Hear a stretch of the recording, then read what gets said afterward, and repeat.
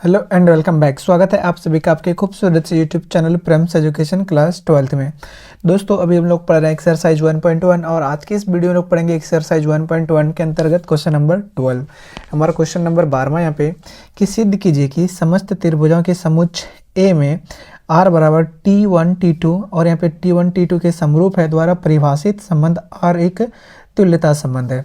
यहाँ तक हमारा एक पार्ट है। फिर यहाँ पे आगे कि भुजाओं 3, 4, 5 वाले समकोण त्रिभुज T1, भुजाओं 5, 12, 13 वाले समकोण त्रिभुज T2 तथा भुजाओं 6, 8, 10 वाले समकोण त्रिभुज T3 पर विचार कीजिए। यहाँ पे T1, T2 और T3 में कौन से त्रिभुज किसके परस्पर है उसको यहाँ पे आपको दर्शाना भी है। तो चलिए पहले हम यहाँ पे इस पे यहाँ से लेकर के इस वाले पार्ट के यहाँ पे सॉल्व करते हैं। तो हमारा देखिए यहाँ पे रिलेशन हमारा क्या पे दिया है, यहाँ पे लिख देंगे दिया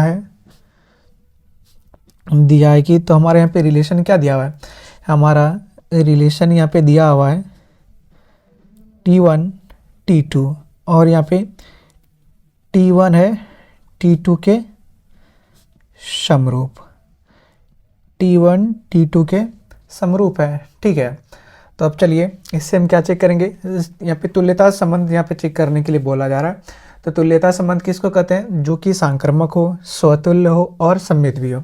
तो चलिए पहले हम इसका क्या चेक कर लेते हैं, पहले हम इसका चेक कर लेते हैं स्वतुल्य, ये स्वतुल्य है या नहीं। तो इसका स्वतुल्य इसका चेक करते हैं। तो स्वतुल्य में लोग क्या पढ़े हैं, दोनों तरफ एक ही एलिमेंट होना चाहिए। तो यहाँ पे देखिए यहाँ पे T1 अगर ये दोनों बराबर है तो ये इस कंडीशन के सॉल्व कर रहा है। तो यहाँ पर से देखिए ये जो हमारा T1 है, ये T1 और कोई अपना यानी मान के चलिए ये कोई त्रिभुज है, कोई ABC कोई त्रिभुज है और ये भी त्रिभुज ABC है, दोनों सेम ही त्रिभुज है। तो ये दोनों त्रिभुज एक दूसरे के तो समरूप होगा ही। तो वही यहाँ पे है कि T1 के समरूप होगा। तो इस कंडीशन को ये यहाँ पे कर रहा है। अब चलिए इसका चेक करेंगे, क्या इसका हम सममित चेक करते हैं। तो इसका सममित चेक करेंगे। तो सममित में क्या पढ़ें, अगर हम लोग A बराबर B मानेंगे तो हमारा B बराबर AB यहाँ पे होना चाहिए।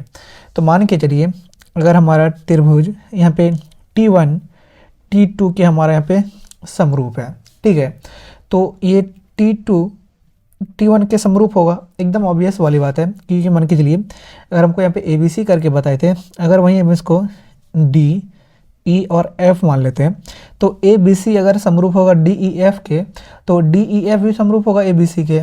तो वही यहाँ पे कहा जा रहा है कि अगर T1 समरूप है T2 के तो T2 भी समरूप होगा T1 के। तो इस कंडीशन को भी शो कर रहा है, तो इसीलिए हमारा ये सममित भी होगा। अब क्या चेक करेंगे इसका, हम इसका आप चेक करेंगे संक्रामक इसका हम लोग चेक करते हैं। तो संक्रामक में हम लोग क्या पढ़े हैं, संक्रामक में हम लोग पढ़े हैं AB अगर BC के बराबर है तो हमारा AC भी यहाँ पे हमारा क्या होना चाहिए, बराबर होना चाहिए।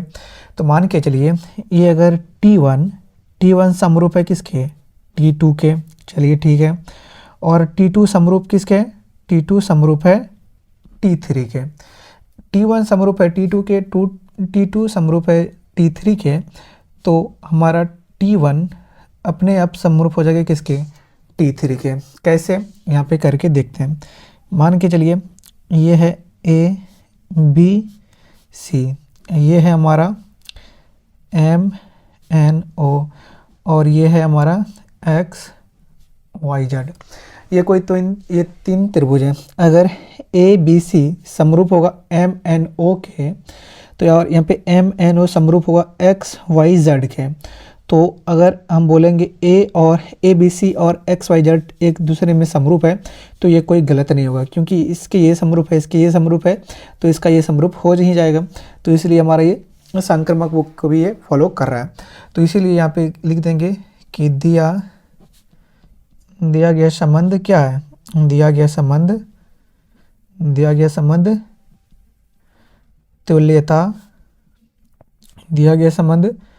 तुल्यता संबंध। चलिए ये हमारा यहाँ तक हो गया। कहाँ तक हुआ, यहाँ तक हम क्वेश्चन को यहाँ पे सॉल्व कर चुके हैं। अब हमारा है कि यहाँ पे भुजाओं 3, 4, 5 वाले T1, भुजाओं 5, 12, 13 वाले T2 और भुजाओं 6, 8, 10 वाले T3 पे हमको यहाँ पे विचार करना है और हमको बताना है कि T1, T2 और T3 में कौन त्रिभुज आपस में परस्पर संबंधित है। ठीक है, तो यहाँ पे सबका पहले यहाँ पे वैल्यू यहाँ पे लिख देते हैं। T1, T1 का भुजा क्या क्या है, T1 का हमारा यहाँ पे 5, 12, 13। T2, T2 का क्या है, T2 का हमारा, T2 का है यहाँ पे, T1 का नहीं है, T2 का है दोस्तों, T2 का है 5, 12, 13 और T1 का यहाँ पे क्या है, T1 का 3, 4, 5 है। यहाँ पे थोड़ा गलती लिखा गया इसीलिए ये T2 है, T1 और T3 का कितना है, T3 का हमारा 6, 8, 10। तो अब चलिए आपस में दोनों को यहाँ पे संबंधित करते हैं। तो अगर हम यहाँ पे T1 और पहले यहाँ पे T2 लेते हैं, तो इसको हम अगर संबंधित करेंगे तो क्या करेंगे, आपस में भाग दे देंगे। तो T1 का हम एक भुजा लेते हैं 3/5 बराबर ये 4/12 बराबर 5/13।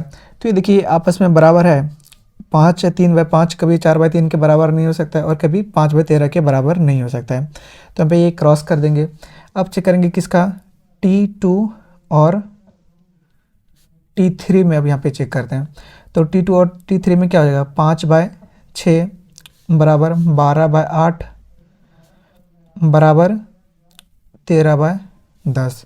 तो हम इसमें अगर चेक करेंगे कि ये हमारा बराबर है या नहीं, तो देखिए ये हमारा बराबर कतई नहीं है। कैसे नहीं है कि हमारा, देखिए ये क्या है, 5/6 ये बराबर नहीं है, 8/12, 12/8 भी ये बराबर नहीं है और 13/6, अब सब का यहाँ पे अनुपात जो होगा वो अलग अलग होगा।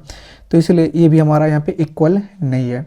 अब हम चेक करेंगे किसमें, अब चेक करेंगे T1 और T3 में हम चेक करते हैं। तो 3 बाई क्या हो जाएगा, 6 बराबर 4/8 बराबर 5/10। ये देखिए आपस में बराबर है, ये 1/2, ये भी 1/2, ये भी 1/2। तो ये 1/2 बराबर 1/2 बराबर 1/2 है। तो देखिए ये T1 और T3 की संगत भुजाओं का जो अनुपात है वो क्या है, बराबर है। तो इसीलिए T1 और T3 हमारा क्या होगा, संबंधित त्रिभुज होगा। तो आपको यहाँ पे लिख देना होगा कि T1 समरूप है किसके, T3 के समरूप है। तो यहाँ पे आपको लिख देना होगा कि T1 और T3 परस्पर संबंधित होंगे। T1 और T3 परस्पर